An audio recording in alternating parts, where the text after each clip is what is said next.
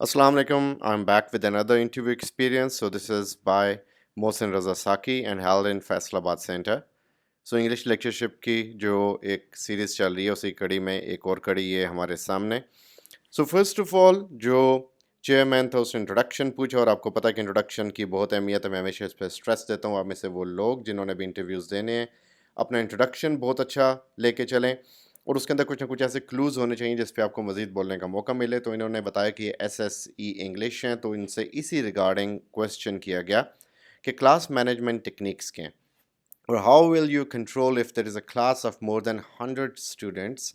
सो इस तरह के जनरल क्वेश्चंस हैं जिसका आपको जवाब देना चाहिए या देना पड़ेगा, या डिसिप्लिन कैसे मेंटेन रखेंगे, या क्लास में ज़्यादा या कम लोग या लाइक और नालाइक मिक्स हैं तो आप किस तरह पढ़ाएंगे। तो टीचिंग स्ट्रैटेजीज़ के ऊपर भी आपसे क्वेश्चन हो सकता है। फिर यॉनरा पूछा गया, फेवरेट यॉनरा, इन्होंने नॉवल बताया और उसमें राइटर पूछा गया तो इन्होंने डिकन्स बताया। और कितने नॉवेल्स लिखे डिकन्स ने, तो उनसे इन्होंने बताया कि जो इन्होंने पढ़े हैं, इन्होंने 10 नॉवेल्स पढ़े थे। तो आपके जो मेजर नॉवेल्स हैं आपको उनके नाम आने चाहिए। यानी जो भी आपका फेवरेट राइटर है एटलीस्ट ये तो इनका बहुत अच्छा है कि इन्होंने 10 नॉवेल्स के नाम बताए।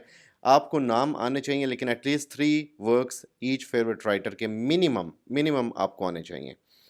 फिर उन्होंने ड्रामा के हवाले से पूछा तो शेक्सपियर के हवाले से बात हुई। तो शेक्सपियर का जो प्लेज़ हैं आपने कौन से पढ़े। इन्होंने बताया कि नेम्स तकरीबन 10 से 12 प्लेज़ के, ये भी बहुत अच्छी बात है कि बंदा इतना ज़्यादा तैयार है। और फिर ओथेलो के कैरेक्टर के बारे में पूछा गया जिसमें हमें पता है कि जेलसी उसका ट्रेजिक फ्लॉ था। डेस्डिमोना का कैरेक्टर पूछा गया जो कि इनोसेंट थी लेकिन विक्टिमाइज हो गई। और डेस्डिमोना ने ओथेलो से शादी क्यों की, इसके बारे में कहा जाता है कि जो इस पर इल्ज़ाम लगे ओथेलो पे कि इसने चार्म्स किए, जादू किया, लेकिन डेस्डिमोना उसकी स्टोरीज़ की वजह से, उसकी वॉर हीरोइज़म और उसकी स्टोरीज़ इंसिडेंट्स की वजह से उसमें इंटरेस्टेड हुई और उससे उससे मोहब्बत हुई। और ये जो मैरिज थी मिसमैच लगती है। जी, उस ज़माने में ये मिसमैच लगती थी क्योंकि एक तो रेसिज़्म इसके अंदर हमें दिखाया गया, प्लस जो डेस्डिमोना है वो एलीट फैमिली से थी। Othello was a general in the army but due to the race he was not a good like match for her ladyship. तो ये बेसिकली उस ज़माने में ये भी होता था कि लोग जो थे वो इस चीज़ के बारे में बहुत ज़्यादा कॉन्शियस थे। खैर, शेक्सपियर के प्लेज़ में से कुछ लाइन्स पूछी गईं और उन्होंने हैमलेट की जो फेमस सिलिलॉक्वी है टू बी और नॉट टू बी उसके बारे में बात हुई। देन सब्जेक्ट स्पेशलिस्ट 2 ने उनसे क्वेश्चन किया कि माउस ट्रैप क्या था हैमलेट में। सो माउस ट्रैप जो था वो एक प्ले था, अ play with in a play. ये जो थी थॉमस किड की स्पेनिश ट्रेजेडी से शेक्सपियर ने 2 चीज़ें लीं, एक play with in a play और एक रिवेंज ट्रेजेडी, और वो दोनों जो हैं वो हैमलेट पे पूरा उतरती हैं। हैमलेट में शेक्सपियर ने इन दोनों को फॉलो किया।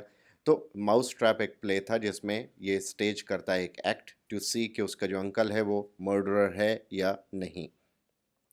सो जो किंग था मैकबेथ में, और उसमें विचेस कितनी थी मैकबेथ में। सो वो 3 विचेस थी और जो किंग था वो कौन था, वो डंकन था और उसका कज़न भी था मैकबेथ का। और मैकबेथ और उसकी वाइफ डिस्कस हुए क्योंकि मैकबेथ जो था वो एम्बिशियस था और उसकी वाइफ ने ही she added insult to injury, उसने उसको मज़ीद भड़काया।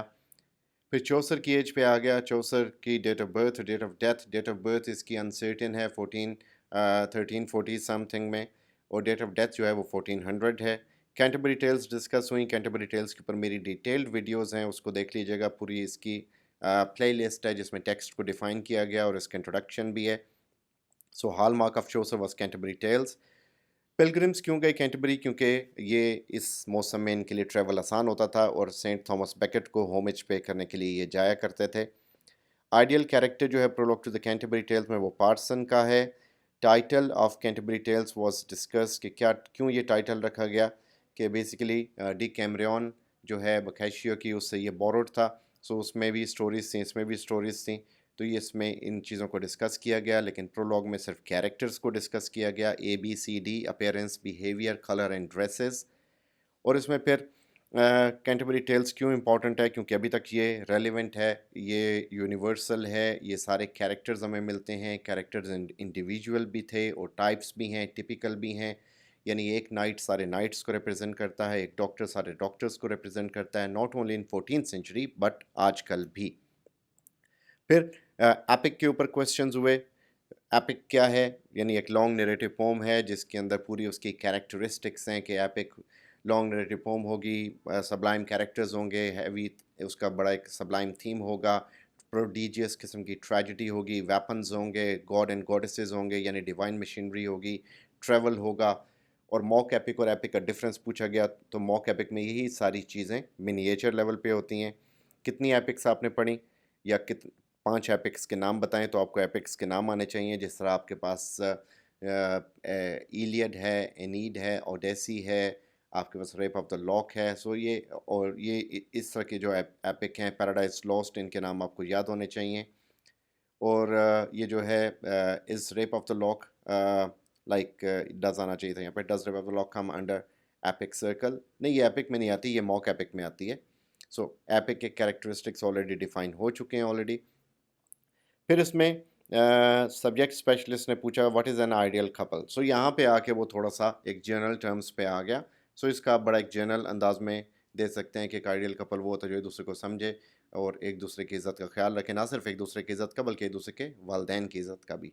सो इससे जो एक रिश्ता है बड़ा अच्छा चलता है। फिर जो सब्जेक्ट स्पेशलिस्ट ने रेफ़र किया चेयरमैन को, चेयरमैन ने हॉबी पूछी, उन्होंने ट्रैवलिंग अपनी हॉबी बताई। तो जब भी आप कोई हॉबी बताएं आपको उसके बारे में क्लियर कट नॉलेज होना चाहिए और उसके बारे में आपको पूरी क्लैरिटी होनी चाहिए। ये नहीं कि आप सिर्फ सोच लें कि मैं बुक रीडिंग बता दूंगा लेकिन आपने कोई किताब ना पढ़ी हो। हीर रांझा के बारे में बात हुई कि फैंसी स्टोरी थी या फैक्ट था, और उर्दू पोइट्री। तो ये सारे सुल्तान बाहू का कलाम, उनकी पोइट्री, आपका इंटरेस्ट जो था उर्दू पोइट्री में, ये आपकी जनरल डिस्कशन है जो कि आपके बैकग्राउंड नॉलेज पे डिपेंड करता है उर्दू लिटरेचर के।